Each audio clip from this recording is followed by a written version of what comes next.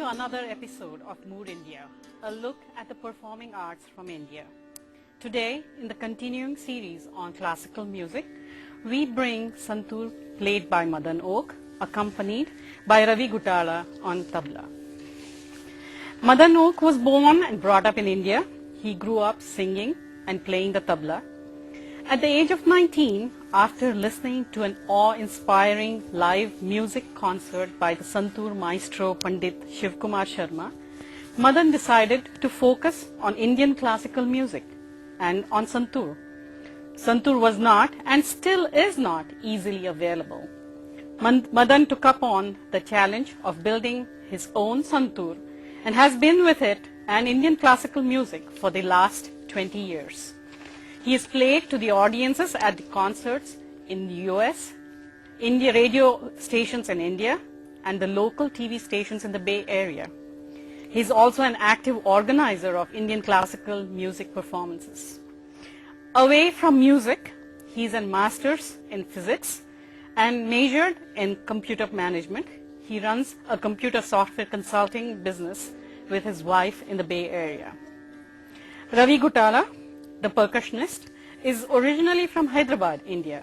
He started his tabla training under Sri P. Anjaya, a senior radio artist in Hyderabad. Currently, Ravi resides in San Jose, California, and for the past 14 years, he has continued his tabla training under Pandit Swapan Chaudhary at the Ali Akbar Khan Music College in San Rafael. He has also been teaching tabla to a number of aspiring students in the Bay Area. Ravi has won numerous awards and has performed for the radio stations in India and has accompanied many noted vocal and instrumental artists. Turning now to Santoor and Madan. This is indeed a very different Indian classical string instrument. It doesn't have a gourd. What is its origin? Well, the name Santoor is basically a Persian word. It means 100 strings.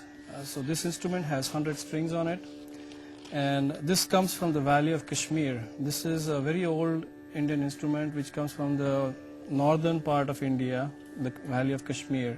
It was, and it is still a folk instrument, and it used to be played as an accompanying music instrument to the vocalist who would sing the Sufiana Mosiki kind of poetry. And this was taken up with the help of the priests and the Sufis that would travel around the world and the places, and they would take this instrument along with them, and it was taken to different parts of Asia and all over the Europe as well. So what made it a classical Indian music instrument? Yeah, this was, like I said, this was a folk instrument originally, and then it was taught by my Guruji's father, Pandit Shivkumar Sharmaji's father, Pandit Umadat Sharma, that this can be a very good classical instrument. Indian classical music is kind of tough to play in the sense it needs a lot of techniques, and it needs a lot of intrications in the way you play an instrument. So this was not actually to the standard that time. This was just a pure folk instrument earlier. And then as he made more and more progress in thinking about this instrument, his son, my Guruji, Pandit Shivkumar Sharma, he thought of a lot more ideas on this instrument, and he improvised this instrument quite a bit. And today now what we see is a 50-year-old history on this instrument in Indian classical music arena. So it's a pretty recent change. Actually, it's a very old instrument, but it is so funny that it is a very, very recent addition to the Indian classical music as such. So what kind of changes did he make? He first of all changed the way this particular instrument was played, tuned, and it looked and everything. So originally this was a 100-string instrument, literally meaning 100 strings on it. The Sanskrit name for this instrument was Shatatantri Veena. Shatatantri means, Shata means 100, Tantri is like the strings, and Veena was a generic name for all the instruments in that time. The Vedic name, there's a reference in Veda about this instrument under the category of Veena. In those days, there were naturally no metal strings or things like that. So they used to use like animal guts or maybe a dried piece of grass, those kind of things they would use. But later on, as this particular instrument's history, they were using totally different kind of strings. That time they were not really giving the entire range that we look for in an Indian instrument for any classical performance as such. This instrument now provides 3 octaves of range from the lower saptak to madhya saptak and the tar saptak. So those kind of changes by Guruji did. He changed the tuning pattern on this also. Earlier there were 25 bridges, what you see here, 25 bridges were there, and each would have 4 strings on it. So that would constitute 200 strings that way. But it was so tedious to tune those 4 strings on each bridge. So what he came up with the idea was he changed the number down to 3 strings per note. That way the volume also was changed, the ease of tuning also was there, and also there was too much volume in this instrument earlier, and they used to play like this on the stand. So the box would naturally resonate more. So he changed that, and he started playing it on the lap like what I'm holding right now. So it dampens the instrument a lot. This is a big box here, you see, this is a wooden resonating box, so it's a pretty big box, so it creates a lot of volume. So he changed the technique in which it was tuned.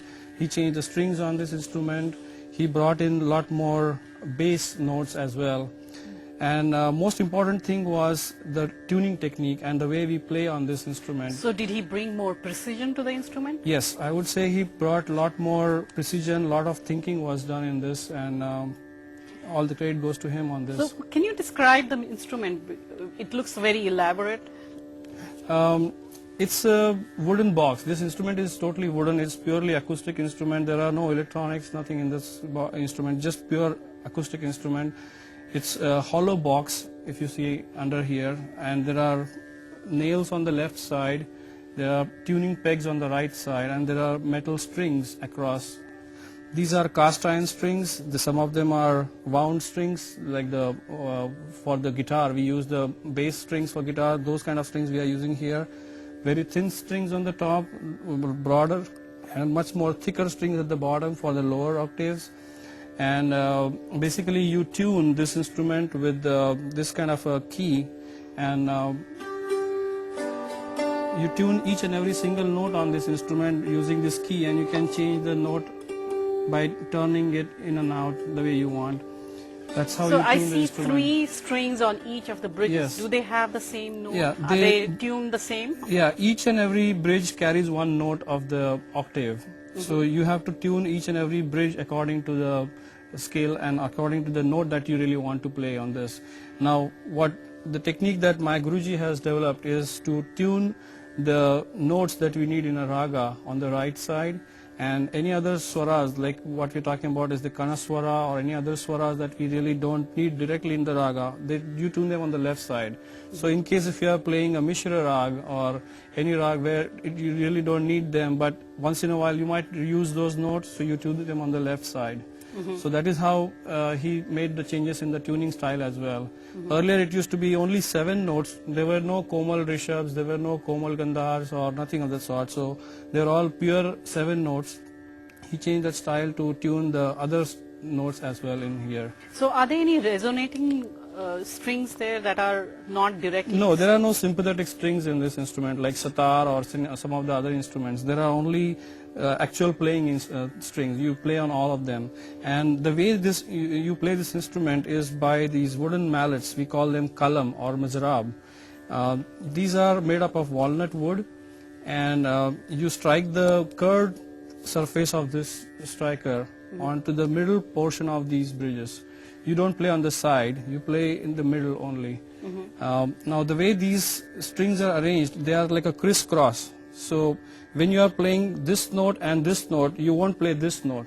So it is at a lower level than the other two. So that way you have all the notes available, but you can have a distinction between the 2 notes as such.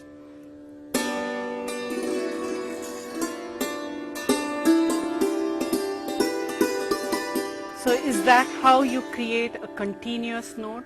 No, Some people think that it is very simple to play Santoor because all the notes are available here and you just strike on it wherever you want, but that's not true.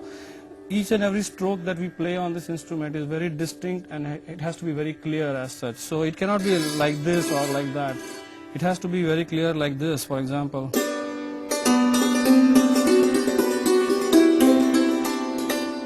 Like that. So how do you create the effect of the mean or the continuous note? That's the most important aspect of Indian music, that you need the continuity of the note. There are various ways of bringing the continuity in the note is repeatedly hitting it. That's one way, but that's not what we do here in Santoor. What we do is something called as gusset or glide. There are various techniques in that. Let me show you the continuity part of it. Like this is a percussion instrument basically. So when you hit it once, that's the end of the note, but if you want to sustain it, you have to either repeatedly hit it again and again, or you can do something like this.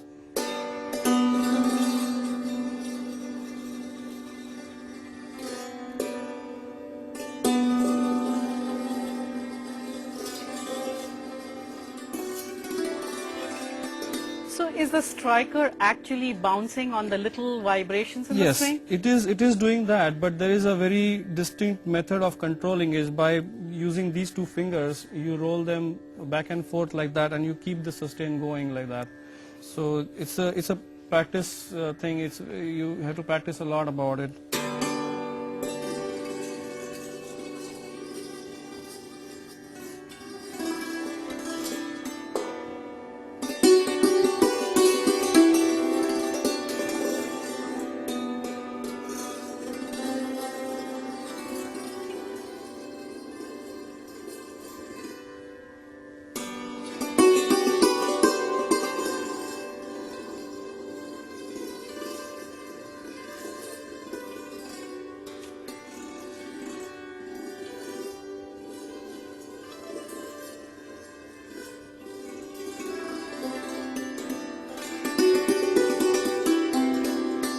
Now, how do you use it as a, how do you keep the rhythm in one of, I see you used your left striker. That's the style of how we play this instrument. There are various styles people have developed over the period of time how to play this instrument, but the one which I follow is developed by my Guruji. So in that style, there is a training method behind that, and we go through a certain training of how we play those notes. There is a specific progression in which we play these notes and the way we practice them. So coming back to your question was how do we use both the strikers? Is that what you're saying? Yeah. Okay, so this left striker is called the Ra. We call it Ra, and this is the Da. So we make the combinations of Ra and Da, and then using those two combinations, this is a percussion instrument, so there has to be some kind of a pattern that we follow. So we train ourselves with different variations and combinations of Ra Da Da, like that. So like for example, I will say, if I want to say play simple Saregama Pada Nisa on that, I will just say Saregama. So one stroke of left and 3 strokes of right. That is how you will go. If you want to do multiple of those, then okay. So there is a definite technique to it. Yeah, the way we have tuned this instrument from top to bottom to the top is the note continuously rises up. The bass frequencies are on the bottom and the higher frequencies are here. The broader the length, the note will be deeper, if you know physics, and so the length is inversely proportional to the frequency. So the length is more here, so the note will be lower. Let me demonstrate you some of the features and the way we can play this instrument as such. So as I said, this is purely a percussion instrument, so all the strokes that you are doing they need to be calibrated and counted as such. So let me show you the different paltas first. That will enable you to understand how. What is a palta? Palta is a rhythmic pattern, and ascending and a descending order that you Of train notes. of notes that you train your hand to basically, and you learn them, and then So it is almost like scales, practicing. those of are scales. practicing scales exactly, Okay. and but with the different combinations of notes as such. Okay. So let me show you the paltas, and then I will get into the alap part of it, as is what the alap, jod, jhala, and then we will get on to the actual. Are you going to be demonstration. showing the paltas for a particular rag?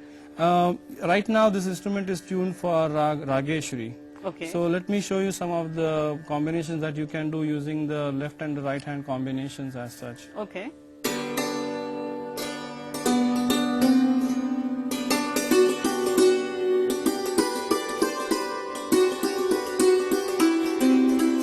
These are simple progression on the right hand side. We didn't do much on the left hand side other than just giving it a stroke once in a while.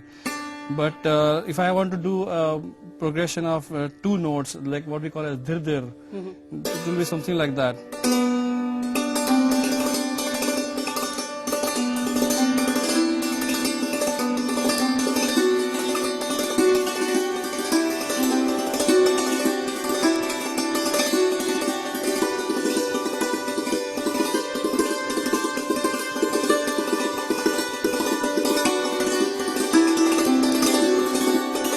Like that. Okay. So that will be dhir part of it. And there is also the other faster part of it is what is called as jhala. So that one typically goes in a 1-3 combination. So that will be something like this.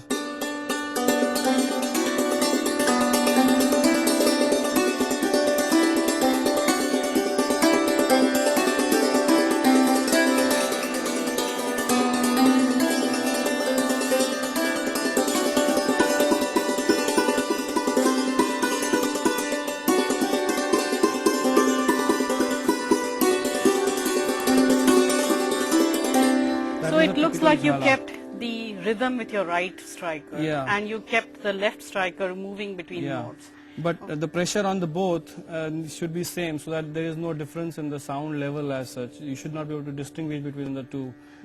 The left one gives the force behind it actually, and keeps Okay. it in keeps the right in the rhythm. How do you use the resonating chikari strings? Typically, there are 4 strings only on this particular bridge.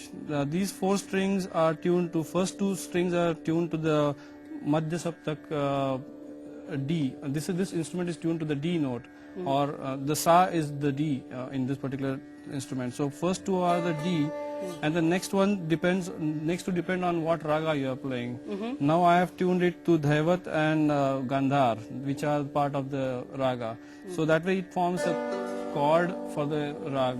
So So do you keep that for the chikari or? yeah, there are different patterns, and when we play those patterns, that time this becomes like a chikari for sitar, something like that. Okay. Do you ever use a dampening of the? Yes, those are Strings? techniques for the what we call as performance techniques as such. So for that, let me have some tabla here so we can show something.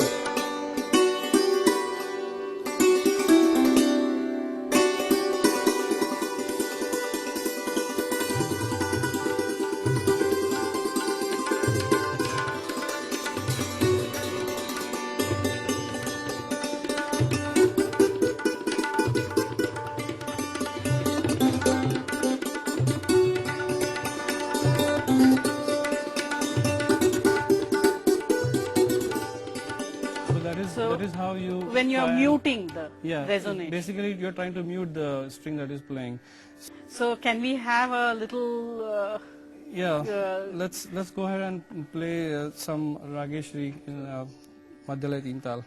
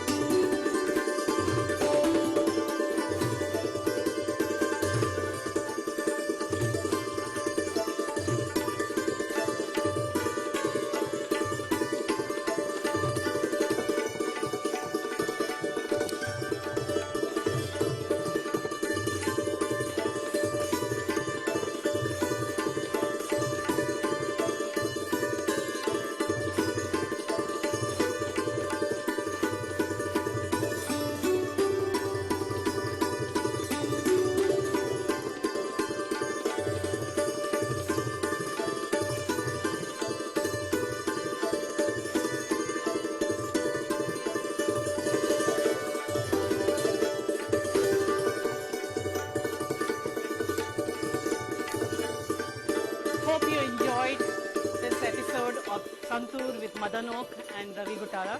We'll continue this conversation in the next episode. Thank you and goodbye.